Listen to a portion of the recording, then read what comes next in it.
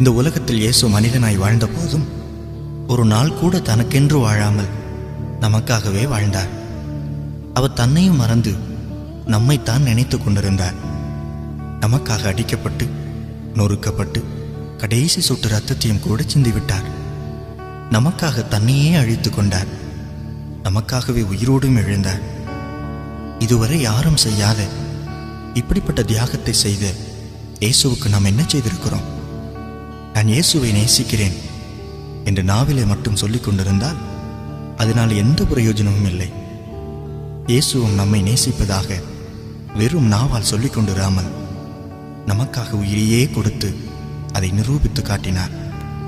நாமும் இயேசுவை நேசிப்பதாக சொல்லிக்கொண்டு அவருக்காக ஒன்றும் செய்யாமல் இருந்தால் நம்முடைய அன்பு பொய்யான அன்பாகவே இருக்கும்.